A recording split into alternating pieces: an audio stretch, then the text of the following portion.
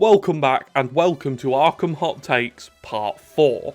Now before we get into this video, I just want to say thank you so much for the support recently. It's been insane, and if you enjoy these videos, consider hitting the subscribe button. We're aiming for 5,000 subscribers this year, which I appreciate is a fair way away, but we could get there with your guys' help. Second of all, these hot take videos are very self-sufficient, so if you guys want more of these, keep leaving your hot takes in the comments below. I'm not saying this because you haven't been, I'm saying this because if you want more parts, we need hot takes. I was also thinking, and let me know what you guys think about this in the comments, of branching out into other take-style videos, so funniest takes or most controversial just in general, which I guess is also hot takes. So if you have anything to say about the Arkham games, leave it in the comments and we'll see what we can do with that, because this series is quite fun and I like hearing what you guys think about these games, because they are at the end of the day a very divisive set of games. Even though we're all gathered here to talk about them, everyone has their favourite parts, least favourite parts and whatnot. So get leaving those comments down below, even if you do feel stupid telling me that Catwoman's Revenge is the best DLC in Batman Arkham Knight. Anyway, enough of that. Again, subscribe, hit the like button, and let's get into this. The first hot take says, Joker's boss fight in Arkham Asylum is overrated and only because it's the final boss of the game. In all fairness, how else would you make a Joker boss fight? First of all, thank you for the take. Second of all, I don't agree with this. I know that was a pretty contrasting welcome there. But for me, the Joker boss fight in Arkham Asylum... Okay, right. I feel like we've got to back up a bit.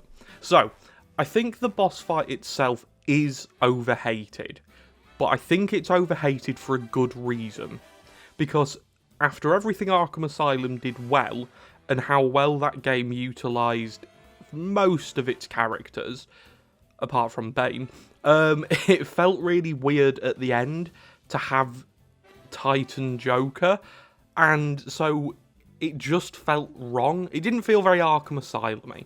When we look at the other boss encounters in the game, or boss fights, because we did have a debate in the last video whether Killer Croc and Scarecrow were boss fights, we came to the conclusion that it was a boss encounter.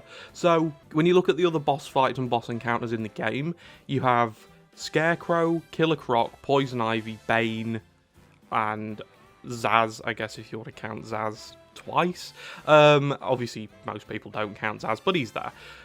Most of them are very in line with Arkham Asylum. I think the most out of line is probably Poison Ivy's, but I think Poison Ivy's fight still keeps generally within the confines of, okay, yeah, this character would do this.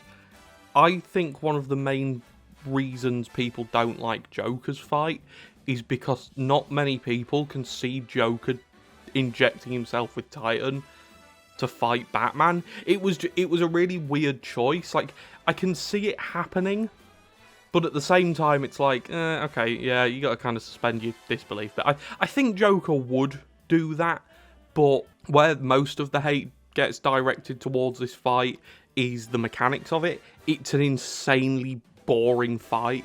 Like, you don't fight Joker, you fight his goons.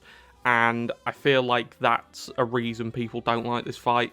Because at the end of the day, if you look at it from a first-time player's perspective, this fight is a bit of a letdown. You spend all night trying to find Joker and trying to make a cure for the Titan formula and whatnot. And then when you finally get to him, he jumps up on top of the roof and starts grandstanding to the media while you fight his cronies. It just felt a bit weird. And I think this person is right in saying that the fight is overhated, but I think it's justified just because this fight was such a huge letdown. And even now playing it back over like 15 years later, it still doesn't work. Mechanically, it's really bad. Story-wise, it's like the actual ending bit, like the Big Bang ending, is cool, but again, for me, it just doesn't really... I think there's better ways they could have gone about it. And this person has said in brackets, in all fairness, how else would you make a Joker boss fight? And that's an interesting question, because the Joker's not a character who really ever poses a physical threat to Batman. And so it is a bit of a tough one, because to make the Joker into a boss fight, you need to fight the Joker, and that is a bit of an issue. In my Arkham Asylum rewrite, which I'm not plugging but you should go and watch, I've tried to keep the Joker as a boss fight, but even then, that was the hardest part of the rewrite. Like, making you fight Joker, it just felt weird. Because Batman and Joker don't fight in the same way Bane and Batman fight, or Killer Croc and Batman fight. Joker isn't a physical threat to Batman in most mediums. In some mediums he is, and he's like an expert martial artist and whatever. And that's cool. Like, I feel like there was definitely an alleyway to go down there that they didn't go down. But at the same time, it is tough. Like, say, when I was doing it, I wanted to keep the Asylum fight, or the Joker fight, sorry, in one piece, because I feel like it is a part of the game at the end of the day, but it's not a part of the game people look back on fondly, because quite frankly, it isn't very good. So I don't know if this person's necessarily sticking up for it, saying that it deserves more love, because I don't think it does, because it's not good. But yeah, it probably is overhated, but justifiably so. It's a weird ending, and it's one that many fans of the game, including myself, find as the weak point of Arkham Asylum. And for me, Arkham Asylum's a pretty solid game. Like, there's not many issues with Arkham. Like, if you just look at Arkham Asylum and try to think of the issues when it was made in 2009, so if you take away, oh, the combat doesn't hold up to today's standard, yeah, you're right, it doesn't. But if you look at it as its own entity, Arkham Asylum's a very solid game, let down by a lackluster boss fight, and I feel like that's the be-all and end-all of it. Yeah, so this takes a bit weird for me. This person obviously finishes by saying, in all fairness, how else would you make a Joker boss fight? I think there are other ways they could have gone about it, but I don't think Titan Joker was necessarily the right call. I don't think it was an awful idea, and I kind of respect the fact that they did try something different, but I don't think Joker would risk his Knight's plan in a fist fight with Batman. In the same way, like, Heath Ledger's Joker didn't... I think he says at the end of The Dark Knight, like, why would I risk Gotham's soul in a fist fight with you? It's like, yeah, you'd kind of think Joker would know better than that, than to try and outfight Batman. But, yeah, it's a weird one. Let me know what you think in the comments, because I'm a bit divided on this one. So, I'm going to give it a 7 out of 10 for agreeability, because I think it is overhated. I don't think it's overhated because it's the final boss of the game. I think there's a lot of other reasons to hate it. It's just not very good mechanically, and say tone-wise, it's very strange. And I don't agree with the, in all fairness, how else would you make a Joker boss fight, because I think there were other ways of going about it, which would have been much cooler and much more in line with Arkham Asylum itself. So again, thank you for the take, and let's get on to the next one. The next take says, I don't know if this is a hot take, but Catwoman is by far the worst playable character in the Arkham games. Her gadgets feel weak, the caltrops don't even work in Night, and her gimmick of climbing on walls is very boring and doesn't even work in Night challenge maps, except her DLC map.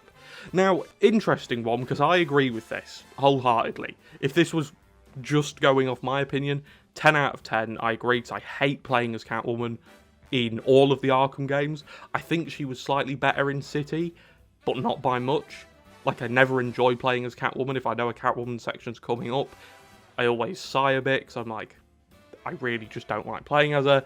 She's not very fun to play as. I think in combat she's quite fun, but her animations take so long, and I get that's kind of within, like, keeping in line with her character. Like, she's not gonna just, like, do what Batman does, right? You just mount someone, knocks them out, and then move to the next one. She's a lot more, obviously, kind of slow-paced in that manner. Like, she takes her time. I guess it's kind of in fitting with the woman in cat latex gimmick. But, yeah, for me, I do agree with this one. This isn't the end of this take. I'm just saying I do agree with it. I think in Night, especially, she's really not very fun to play as. Outside of combat, especially in stealth, she is very boring.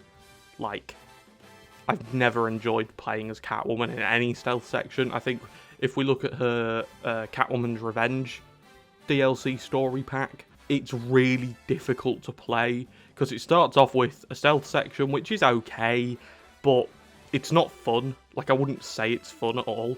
And then you get into that awful, awful combat encounter, which By the way, I've been playing Arkham Knight since release, and it was only last year that I bothered to complete Catwoman's Revenge because of how tough it was. Bear in mind, this is a challenge or a DLC story pack that made Batman Arkham videos drop several combos. When you consider that guy's skill level, it's like, okay, yeah, they probably should have looked at this and gone, this is probably a little too hard for the average player. Because it was stupid, and it was made worse by Catwoman's moveset and her movements and just how weird she is to play as. I don't think she's got very many redeeming qualities. I think her quickness in combat's fun. Say, if you're doing combat and you don't do ground takedowns or quickfire gadgets or anything that makes the Arkham combat interesting, then yeah, she can be quite fun. But outside of that, yeah, not the biggest fan of Catwoman. I also think that I think as a character she's good, especially in City and Night. I think there was a comment on the last video saying that the Arkham Catwoman is probably the best interpretation of her outside of the comics. And yeah, I'm inclined to agree, because I think she's a great character throughout. But in terms of playing as her, not the biggest fan. And I'm glad someone else was pointing out that the caltrops don't work in Night, because I thought I was going insane when I was playing through the Catwoman's Revenge. But I'm glad I'm not. So yeah, this one for me, get it to 10 out of 10 for agreeability. Purely say it's a personal thing. I just don't particularly like playing as Catwoman. I'm never particularly joyous when she pops up as a playable character. So yeah, this is for me a great take. But again, it kind of comes down to personal preference of what you like in a playable character. For me, Catwoman just isn't that. The next take says, as the game progresses, the maps get worse and less memorable. Nights is closer to GTA 3 Liberty City than Gotham. I was really disappointed how boring it was, honestly, especially seeing how it could have looked in the out of bounds of the city. The best map in all of the games is New Gotham in Origins. The light, the layers and the verticality is perfect for the vibe of Gotham and what it should have, bright and overwhelming. It's a mix of gothic and honestly a step away from cyberpunk. Rocksteady, I think, dropped the ball with maps in Night compared to this. Now, this is definitely honing in on Arkham Knight's map a lot. Arkham Knight's map for me is very okay. I quite like it in the fact that we get a full Gotham to play with. I like that. But yeah, I agree with the take that, again, I think this is a pretty multi-layered take. The first part is the maps get less and less memorable. The second part is Nights is disappointing, and the third part is the best map in the games is New Gotham and Origins. So we'll break this one down step by step. As the game's maps get worse and less memorable as they go on, yeah, I'm inclined to agree with this. I think obviously Asylum, that's iconic.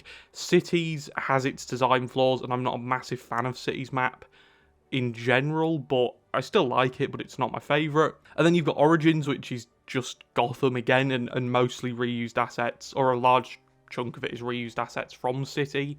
And then Night, I think, yeah, is probably the most forgettable from a design aspect. I don't think there's too many striking points in Night that make you go, oh wow, like that's cool. Like there's the Lady of Gotham. You've obviously got like the landmarks like GCPD and various other landmarks throughout the map, the clock tower and whatnot. But yeah, I agree with this quite a bit. I think they do get less memorable. I don't think they get worse, because I think Night's map is pretty cool, and I like how you described it as being closer to GTA 3 Liberty City than Gotham. That's a nice little comparison. I think that's pretty correct, or pretty spot on. But I don't hate Night's map. I quite like it because it's big. Like it has a lot of different. Obviously, you've got the 3 islands, and then I think it's Founders Island has like the 2 levels to it. And yeah, I like Night's map generally. I think it's probably the least memorable out of the 4 maps we get to explore, but I don't think it's the worst, because I think those 2 things are very different. I don't think they're mutually exclusive. The worst for me is Origins map, purely just because of the Gotham Merchants Bridge in the middle. It always irked me, and it's a cool set piece for the Firefly fight, and I think that does have its redeeming qualities. But for me, the old part of Gotham in Origins just felt a bit lackluster, because I appreciate Origins was on a much tighter timescale, but it was just a reskinned Arkham City, and there's all the issues that come with that.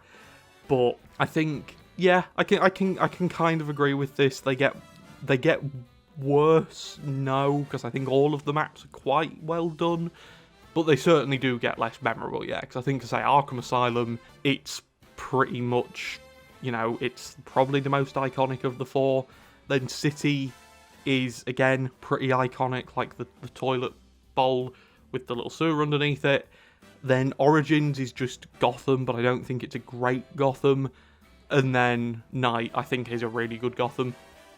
And it's helped by the graphical fidelity as well. I think Night's obviously a very good looking game, which does kind of help. I think this person, well, the person goes on to say they were disappointed, especially seeing how it could have looked outside of the bounds of the city.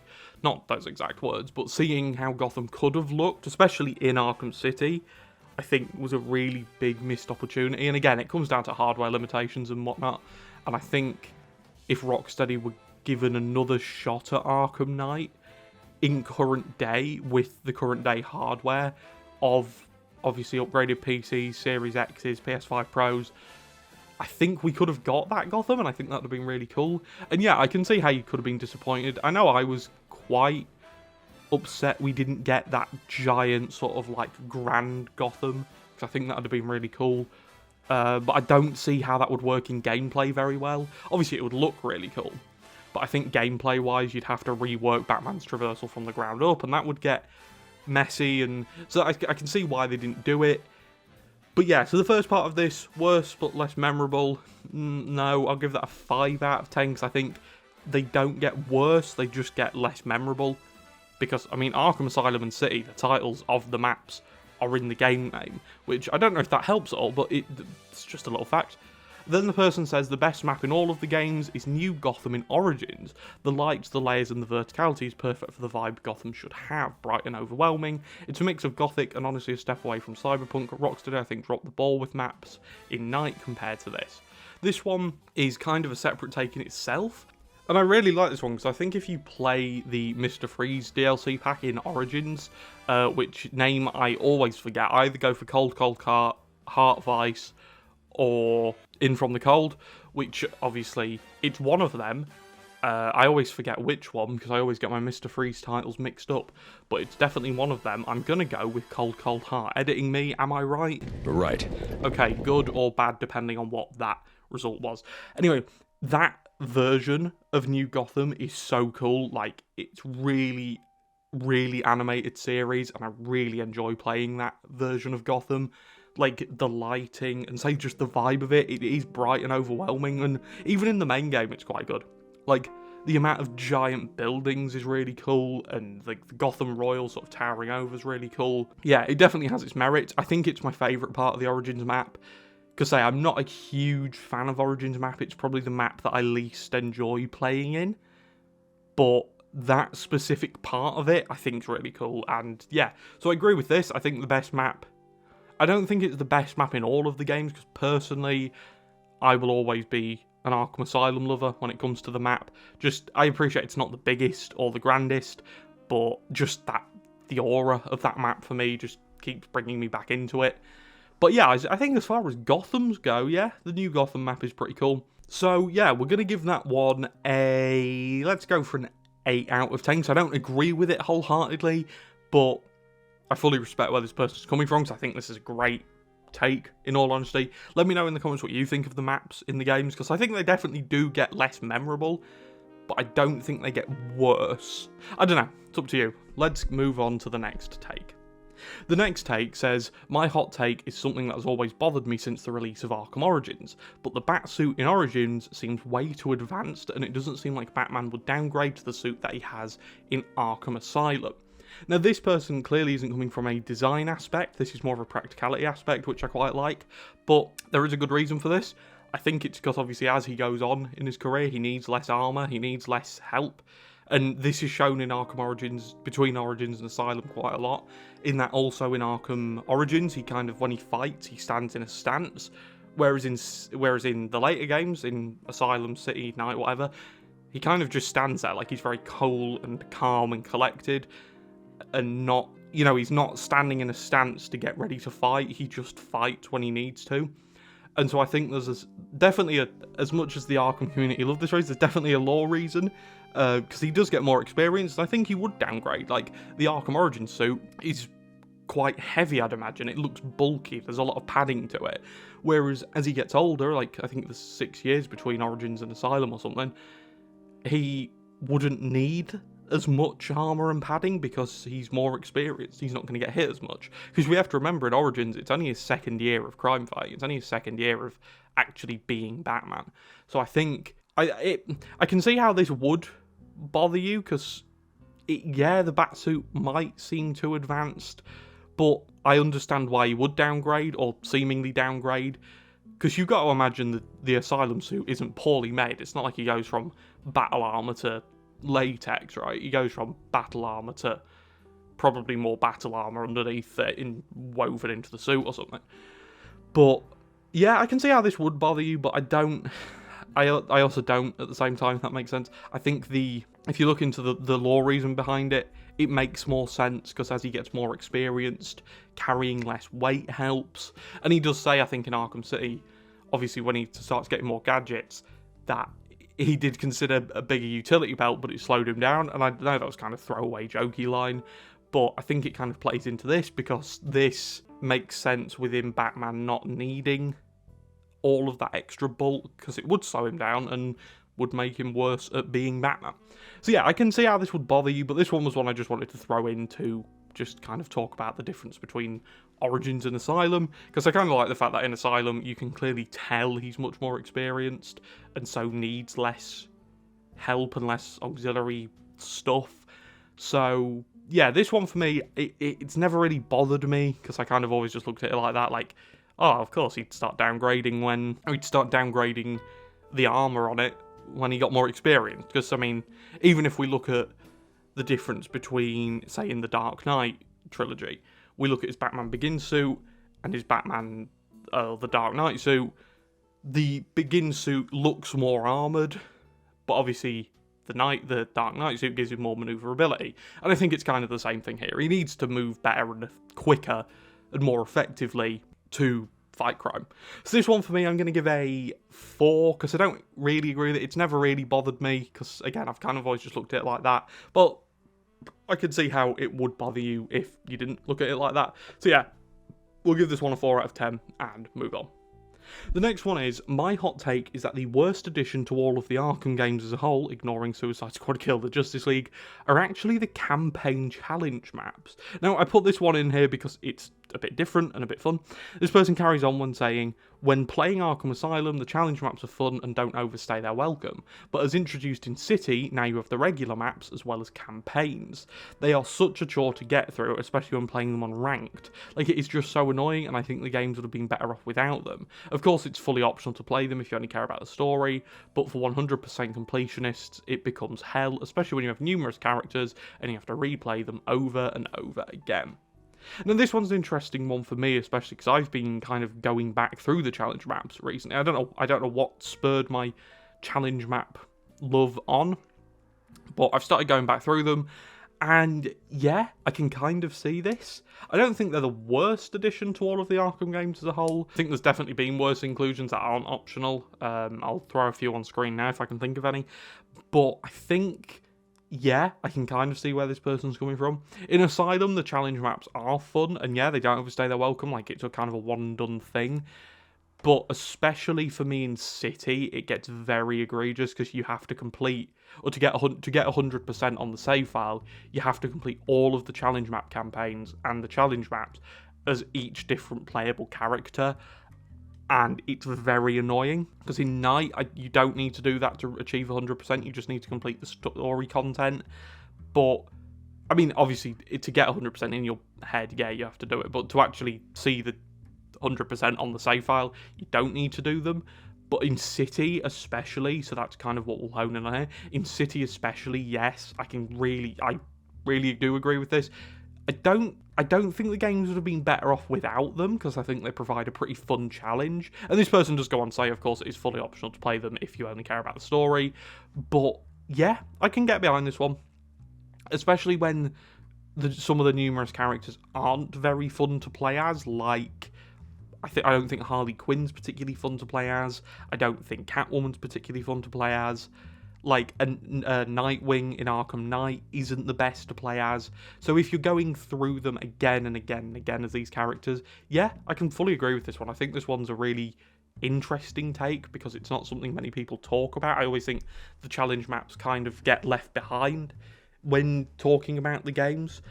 But yeah, I think this one's quite good. I think, again, it has its moments. Like, I don't think they're a chore to get through.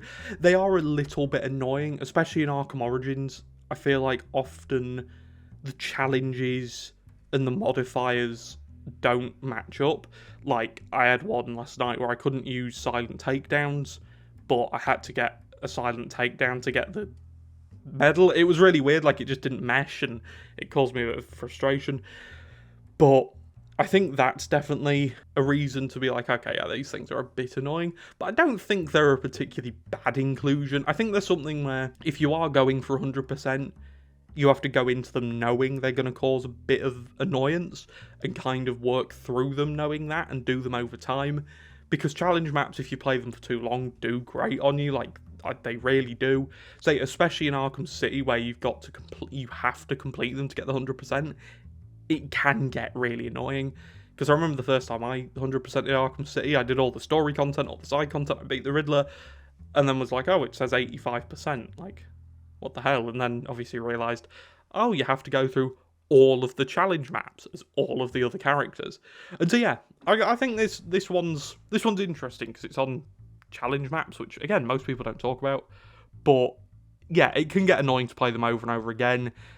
Personally, I think some of the modifiers are a little bit annoying. Like, you can take down an enemy in one shot using a quickfire gadget. I just, like, what's the point? Some of them I just feel are a bit weird. But this take, I'm going to give a 6. I really like this take.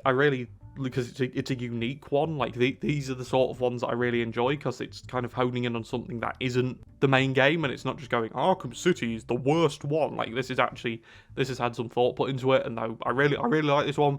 But in terms of agreeability for me, it gets a 6, because I do like the challenge maps, and I don't think they're the worst addition to all of the Arkham games, ignoring Suicide Squad, because I think they are fun. But yeah, they do overstay their welcome sometimes. And say, especially in the campaigns, especially in Arkham City, for me, they can get a bit annoying. So, again, thank you for leaving this take. This one was really cool. I really enjoyed talking about this one. And let's move on to the next one, which is actually more of a conversation than a take. Because someone left a comment saying, my hot take, Arkham Asylum has the most fun combat. And then someone replied saying, elaborate, because I could sort of see it, but I just can't see it.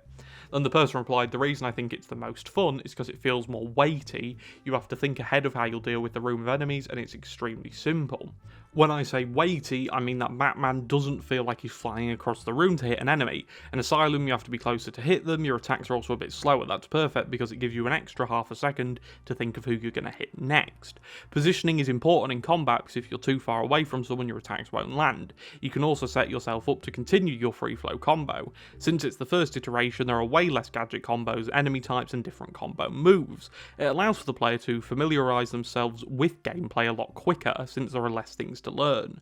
One thing Asylum did that no other Arkham game did was being able to hit 2 enemies with 1 punch. I've heard anecdotally many times that system messes up players' free flow because they can't predict when they'll hit 2 enemies at once. If you were good at the game, you can easily predict it by measuring if the 2 enemies are standing next to each other. You can also see that Batman hits 2 people. Since combat is slower in Asylum, you can quickly adjust your next move. I think that mechanic is pretty good, but it's for the best it got removed. Same goes for throwing mechanics, since you can throw enemies at each other, giving you more breathing room. It did return in Night, which it did a lot better. Night did everything better combat-wise, which makes sense because it was the final installment of the Arkham series. Night has the best gameplay overall, but I have a lot more fun with Asylum. I wish they released a lot more challenge maps. And then the person replies saying, first off, thanks for the essay, fun to read, and second, I agree, I really like Shadow's combat for around the same reasons. It's simple enough for you to get the hang of it quickly, and because it's in VR, you're the one doing the punching. Now, we're going to focus in on the paragraph, and thank you for reading that was really fun to read through. But, yeah, I quite like this one, because obviously the person initially just says Arkham Asylum has the most fun combat, and I'm glad the person elaborated, because it's quite interesting to read this person's reasons. I think there's a lot of back and forth between which game has the best combat. Obviously, again, this person finished off by saying Night has the best overall gameplay, which I think it does, and I think anyone who disagrees with that is objectively wrong. I think you can definitely not like it, but I don't think you can say it doesn't have the best, because it does. So I think that's a weird take. So I've seen a few people comment that, like, oh, Night's gameplay's awful. Like, it's not, is it? You're just saying that. Like, that really is a hot take, because it makes no sense. But as for this person's take, I really like this one, because I think Arkham Asylum's combat for me, until reading this, I've never looked at it like this. I've always looked at it as, oh, the combat's, it's an older game, it's a bit slower, it's not as, it's not as flashy as the other games. I enjoy it, like, don't get me wrong, but I like the fact that this person's coming from a direction of it's a bit more tactical. Like, your attacks are a bit slower, it gives you the extra half a second to think. Positioning is important. I think that's something the future Arkham games would come to lose. I think literally as the games go on, it loses it more and more. I think in City, positioning's still relatively important, but in Night, I don't think it is at all. Batman's like a heat-seeking missile in that game. But in Asylum, it's very important. Like, you have to know where you're going to be next, who you're going to hit next, what type of attack you can do next to get the most out of it. Because I hear a lot of people complain Asylum's combat is less responsive or, less accessible, whatever. But I think it can be those things if you play it well. I know that sounds stupid, like that is literally just the definition of a skill issue, but I quite like it. I quite like the way this person's come at it, because it's a different stance. The person mentioned Batman hitting two people at once, and I never noticed that, but yeah, no, Batman can hit two people at once, like through playing Arkham Asylum. You will notice that sometimes Batman takes two people out in one hit, and it's something that I've probably noticed hundreds of times, but just because this person's pointed it out, I'm like, oh yeah, he does hit two people at once sometimes. But I think that feature's a bit strange, because I think it can throw you off your combo. But again, the person says, like, you can figure that out. Like, if you're good enough at the game, you should know when he's going to connect the punch with two people. And so I think a lot of this take kind of comes down to, if you're good at Asylum, it is probably the most fun combat, because it's definitely the most tactical, the most you have to think. Because I don't think in Night, unless you start getting into disarm and destroys and what combo takedowns is, you don't have to think about it very often. I appreciate there is more enemy types, so that kind of offsets the balance of thinking. But in Asylum, you do have to think. Like, if you think back to when you've been playing Asylum or whatever, you do oftentimes have to kind of look at a room of enemies and go, right, he's first, then hit. Like, you do have to go through it a bit more and kind of go through that motion of thinking, of tactically thinking how you're going to take out the room. And the person goes on to say about the throw mechanic, which is really fun. Like, that was a fun mechanic. It is probably for the best that it got removed, but it was really fun. And yeah, overall, I really like this take. Like, it's a really fun take. I think, again, it kind of comes down to, do you prefer the more fast-paced movement of Night, or the more slow-paced, every punch feels like it really hurts Arkham Asylum combat? And for me, I like the smoothness of Night, but do appreciate Asylum's combat quite a bit. I think it's probably my second most favourite combat. Although City is up there, but for me, Night, Asylum, City. Just because, again, I think Arkham Asylum, it has a bit more weight to it. It feels a bit more intentional, and Batman feels a bit more intentional with his movements. And so I think it does take a bit of extra skill to be good at Night. I think the other games are a bit easier to be good at, but... Oh, sorry. It takes a bit of extra skill to be good at Asylum, because the other games do sometimes feel like Pinball Simulator, especially Origins. That's why I haven't even ranked it, because for me, Origins has the worst combat because of the shot gloves. Like, it just turns in to a complete cheese fest. And again, you can just not use the shot gloves, but when you do use them, it's the weakest for me. But this take is really cool, and I really enjoy how this person elaborated on it. I'm going to give it a 10 out of 10, because the person put a lot of effort into it, and yeah, it's really good. Arkham Asylum definitely has one of the most fun combats, and I'm glad people are appreciating Asylum, because often I feel like people go, oh, well, Asylum's combat isn't quick, so it's bad.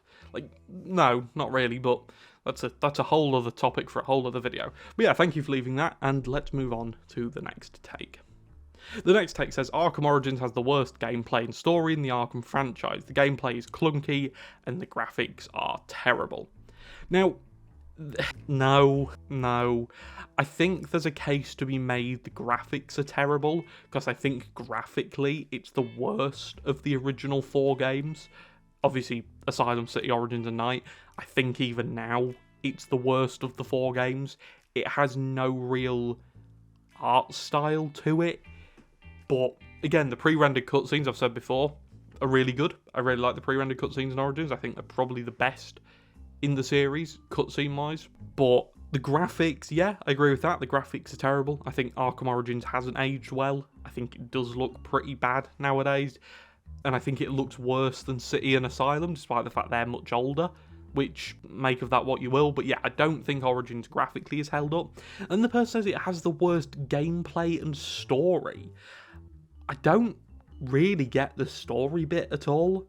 I don't really see how anyone could think Origins has the worst story. I think for most people it's the best, because it is a very, very good story. But I don't really get this. I'd like, again, if you could elaborate in the comments down below, that would be really good, because I don't quite understand this. If it's to do with the Joker twist, yeah, I kind of get that. That was kind of a bit cheesy, but whatever, it gave us a good Joker performance. And then the gameplay. This one for me is interesting, because I think there is a case to be made for Origins having the worst gameplay because of how easy it is. Especially even on like I Am the Night mode.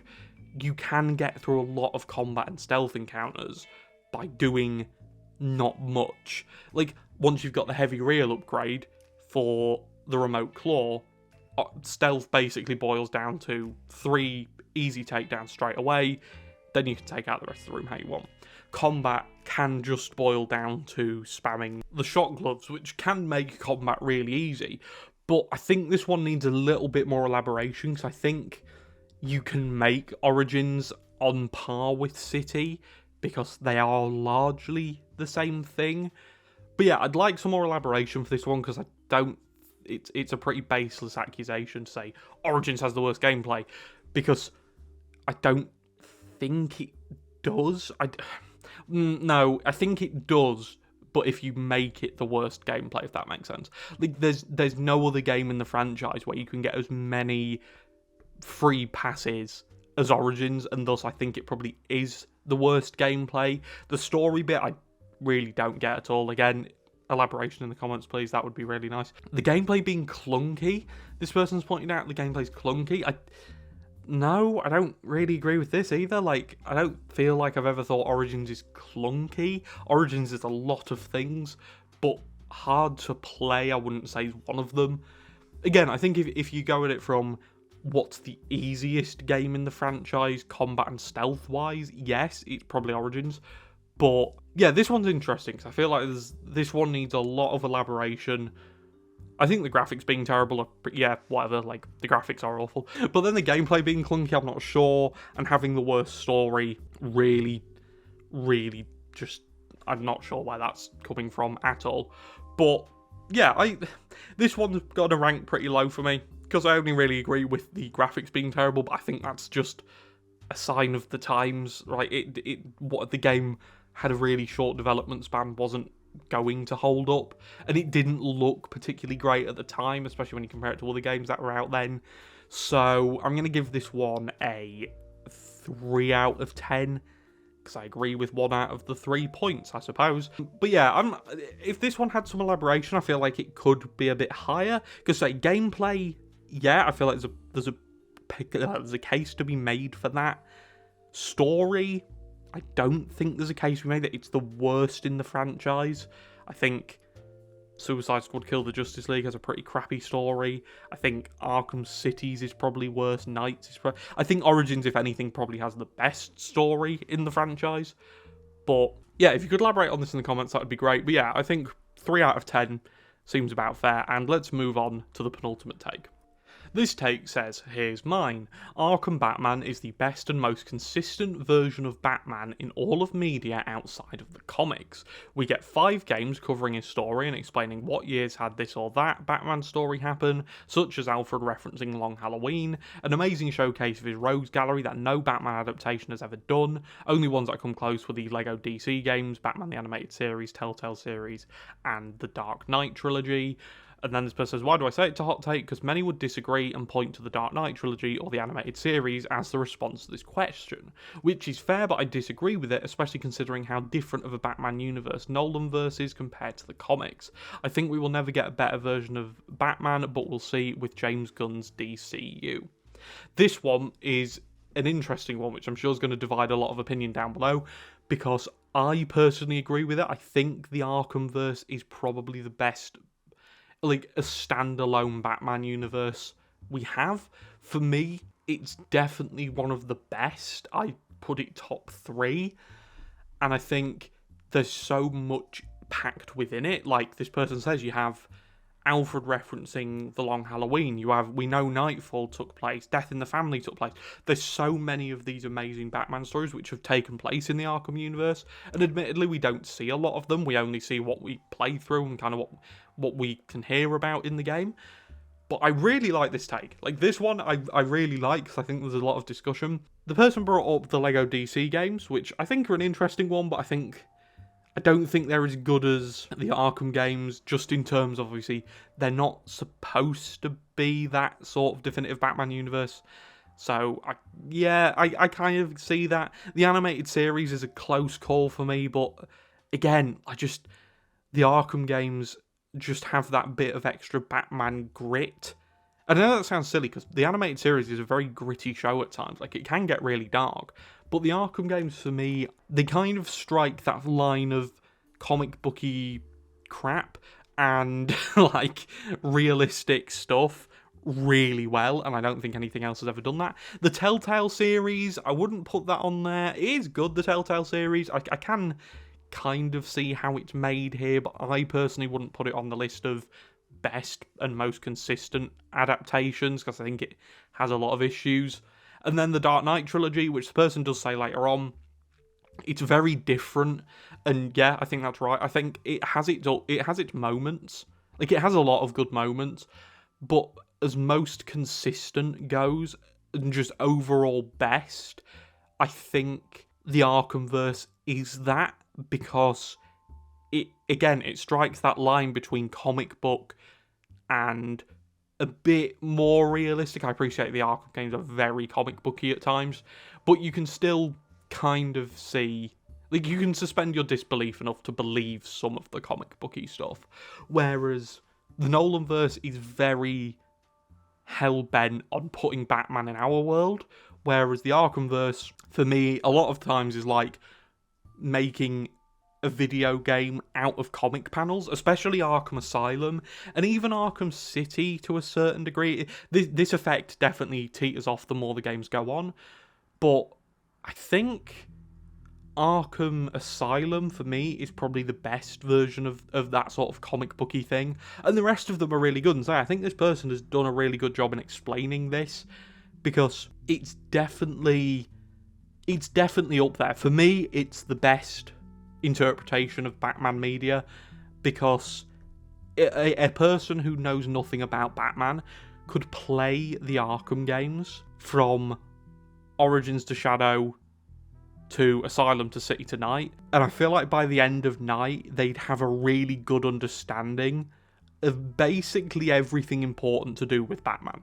You'd know all of the Bat family, basically. You'd know all of the main rogues. You'd know basically some of Batman's best stories. I appreciate not all of them are shown, but again, there's room to read into it there, like in Arkham Asylum, when Bane says, no, I'm going to break you, and Batman says, no, Bane, this time I break you. There's something to read into there, and there's like, oh, I wonder what he means by that. Like, there's definitely room to read within that.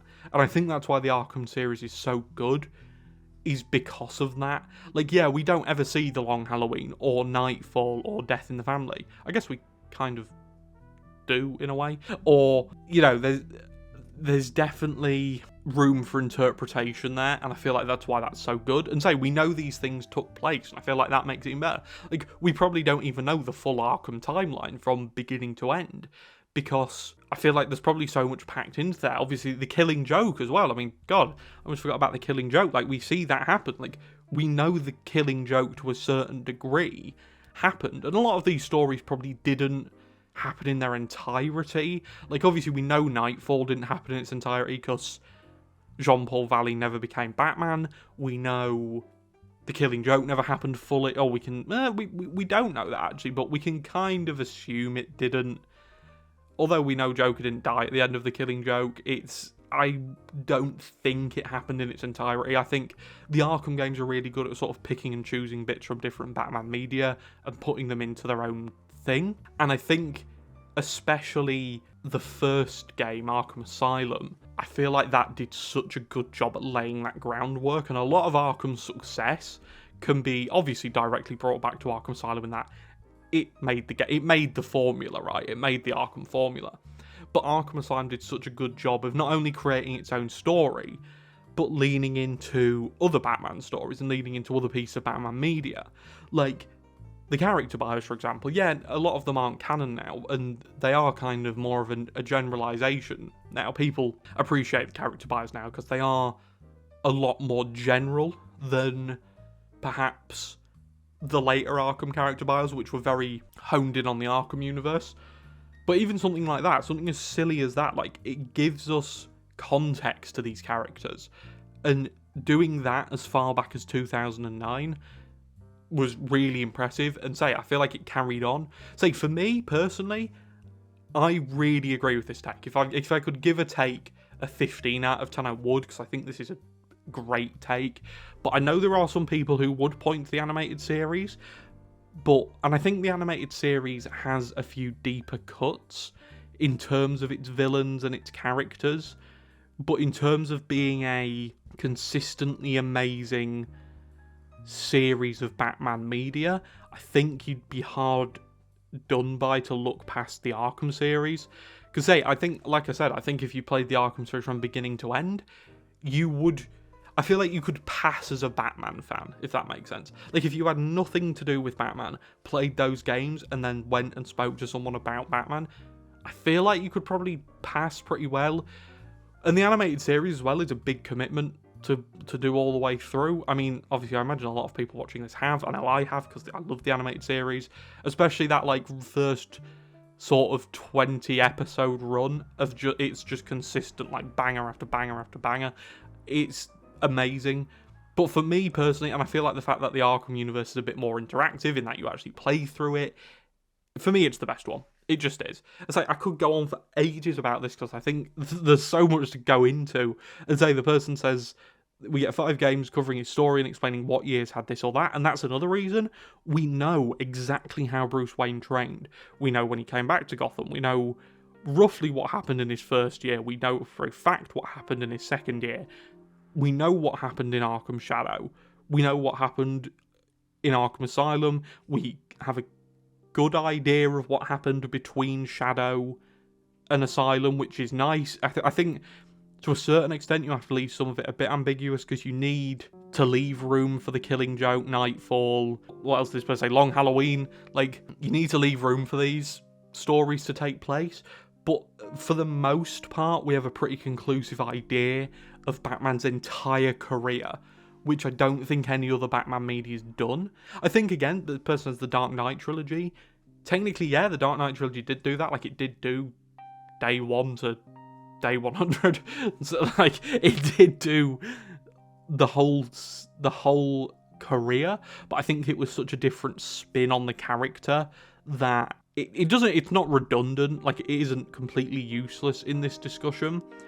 But in terms of comic accuracy and consistently good, I don't think there's anything better than the Arkham series, because there isn't a bad game in the series, like in the main series. I know someone's going to comment, Arkham Origins, Blackgate, don't talk about Blackgate. If you look at the 5 main games, I don't think there's a bad game in the series. I don't think there's a game under an 8 out of 10, 7 out of 10. And a lot of them, I think at least 3 out of the 5, and I'll leave up to interpretation which one do you think I'm talking about here, 3 out of the 5 are 9 out of 10s and 10 out of 10s, and the other 2 are 8 out of 10s. Like, I don't think there's a bad game in the series. And so I think for comic book accuracy, for spinning the characters in a way which makes them intriguing but also slightly different from their comic counterparts, I think is really interesting. And I think the Arkham universe very rarely ever dropped the ball. I think Bane was one that they dropped the ball on, but kind of got redeemed in Origins, but still doesn't make up for the fact that his appearance in Asylum was awful. I think Harley Quinn, for me personally, just didn't hit the mark a lot of the time. I felt Harley Quinn, especially the later games, didn't really understand that character. But I think Arkham Asylum did, and so I think it kind of gets a bit, it gets a bit of a thing. And then the arguments against the Arkham trilogy series even are a lot less than the arguments for it.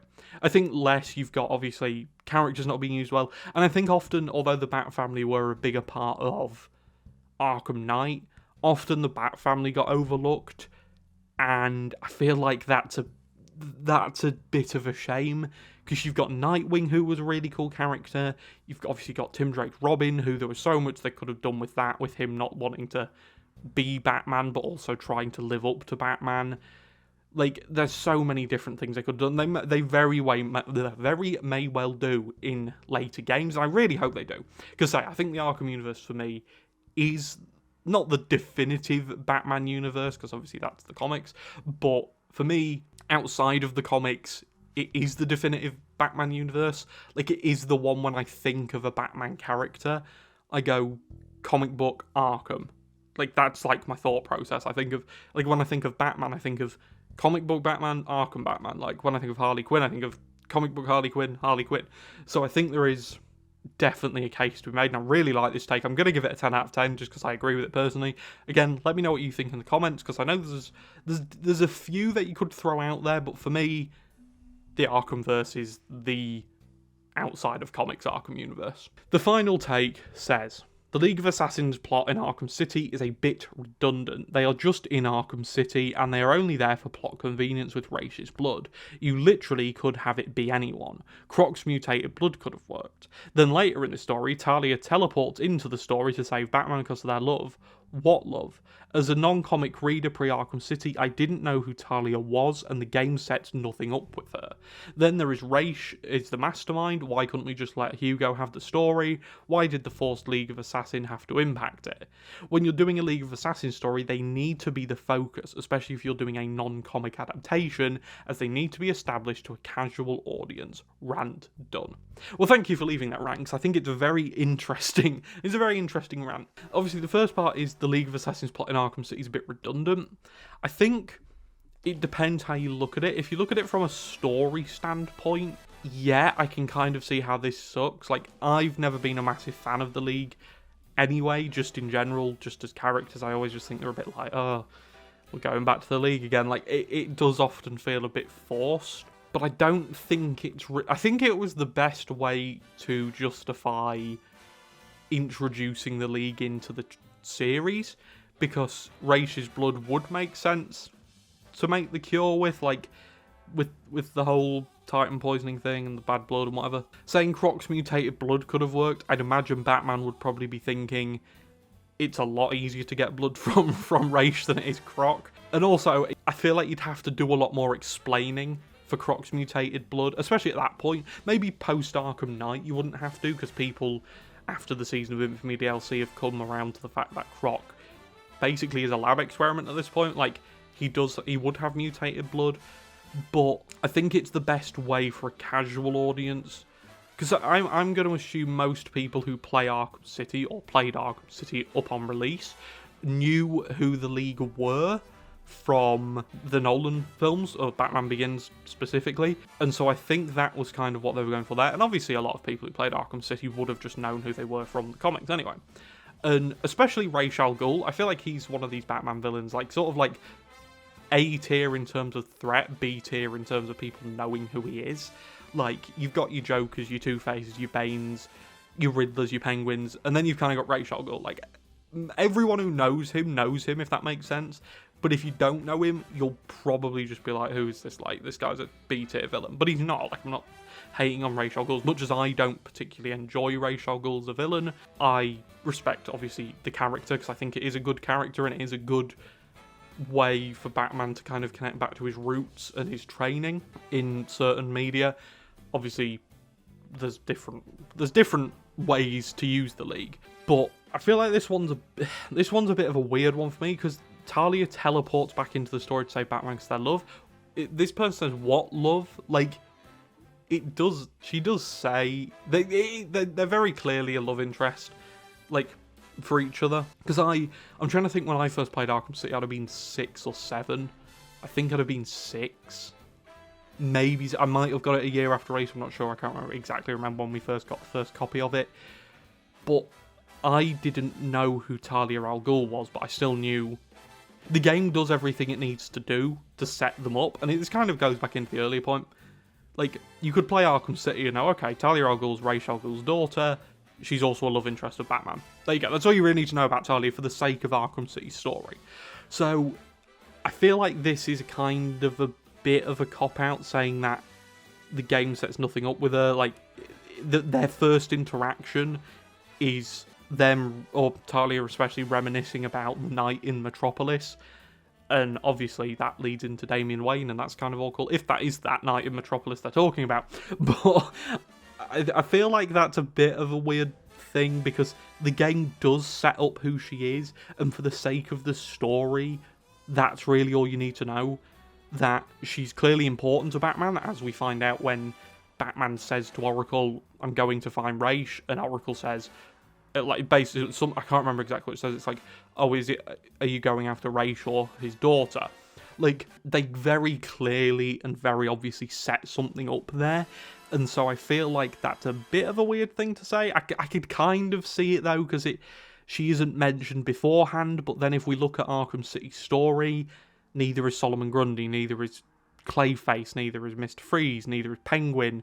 Like, none of these characters are mentioned in Arkham Asylum, and if you're just coming from Arkham Asylum to City, I assume they'd have just thought, well, you know, these are comic book games, comic book fans are going to know, and if they don't, here's a little bit of backstory. And I feel like the Arkham series does that really well, and so, especially with Talia, because I can't say, God, it was that long ago, I can't remember if I knew who she was, but I probably didn't, because I don't think Talia had a big part in anything, or any big pieces of Batman media pre-Arkham City that I'd have seen as like a 6 to 7 year old. But you kind of just understand that, okay, she's Batman's love interest in this game, or one of many, I suppose. Batman's a bit of a player in the Arkham franchise, and that's all you really need to know. Like, you know she has some importance to the plot, you know the game wants you to care about her, which I don't think it does a particularly good job at that, because I have to admit, when Talia got shot, it's a bit like, oh well, never mind. Like, obviously, we care about her because Batman cares about her,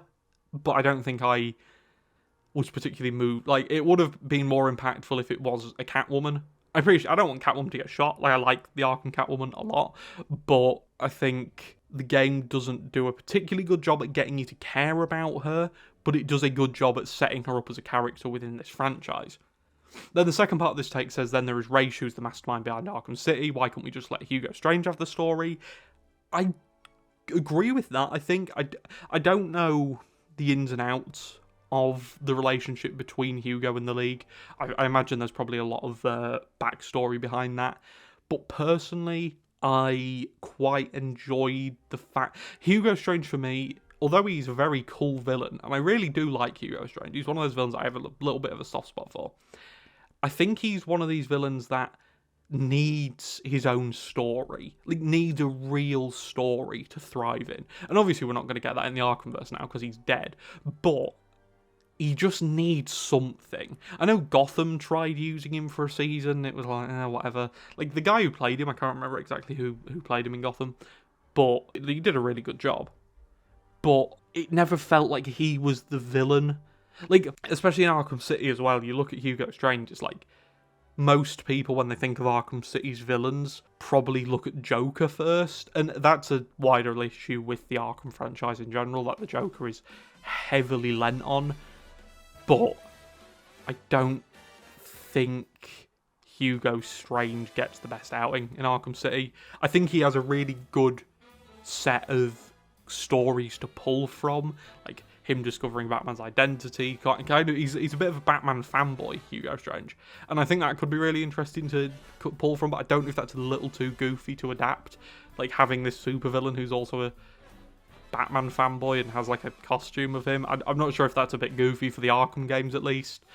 But yeah, I do like this one. I don't think the League needed to be behind it all, because Hugo Strange, you can just pass Arkham City's existence off the back of the fact you could just have Quincy Sharp and Hugo Strange work together, or something like that, like two people who don't like criminals, who want to prove their legacy, create Arkham City. That does make sense. I don't think you need the League, but then when you look at the money involved in it, yeah, you kind of do need the League, because where the hell are Sharp and Hugo Strange going to procure these millions upon millions of dollars to build and fund Arkham City and keep it up and pay everyone? So I feel like that was kind of the driving force, was the financial side of it, because that's a big part of the game sort of telling you that, okay, yeah, the League have been around for a really long time. And so I feel like that's interesting. Then the person is, when you're doing a League of Assassins story, they need to be the focus, especially if you're doing a non-comic adaptation, as they need to be established to a casual audience.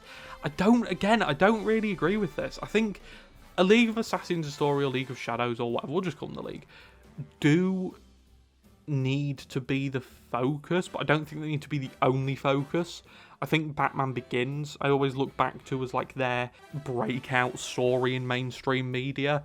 Like, obviously films, games, whatever, like outside of the comics, I feel like that was their first real coming out moment, if that makes sense. And I feel like they were set up pretty well there, despite the fact that they weren't the only villain. Obviously, Scarecrow was there as well. And so I'm not really sure. And I feel like nowadays, I'm not sure what it was like back in 2011, because again, I was like 6, which is scary to say, but I feel like most casual audience members of the Batman fan base know the League of Shadows or League of Assassins. I feel like you have to do some setting up, just as a proxy of it being a story. You have to set everything up. But I think most people are aware of them. And say, it was, I can imagine it was different back then, because there was a lot less adaptations of things, and especially deeper cuts, quote unquote, than the Joker, or, you know, like the big villains. You've got, obviously, the League of Shadows, which are probably a step below Joker and Two-Face and Riddler and whatever in terms of notoriety. So I feel like you've got to do some setting up, but I don't think they need to be the main focus. And I also don't think that they need to be established to a casual audience anymore. Again, this entire argument could be undone by saying, well, back in 2011, they did need to be. And yeah, I get that. I feel like this one's a bit of a two-sided thing. Like, nowadays, no. Back then, yes. Because I don't think they were quite in that upper echelon of Batman villains at that point to a casual audience. But nowadays, I feel like if they appeared in, say, just for argument's sake, the Batman Part 2, I feel like most people would go, oh, it's the League of Shadows, cool. Like, if you see a ninja in a Batman media now, you just go, League of Shadows, don't you? It's pretty much nailed on. So yeah, this one's an interesting one. I'm going to give this one a 6 out of 10, I think. Purely on the basis that I agree with a lot of these things. I don't agree with a lot of them. And I feel like some of them I'm kind of in the middle because they need a bit more context to them, like timeline-wise. But yeah, I quite like this take. It's an interesting take, and so that's why I picked it. And I think, yeah, there's a lot of options you could kind of go down with this take and what you think of what. And yeah, I like this take overall. Say 6 out of 10, 7 out of 10, somewhere around there. We'll settle on a 6 out of 10 because I think there's a lot to disagree with here.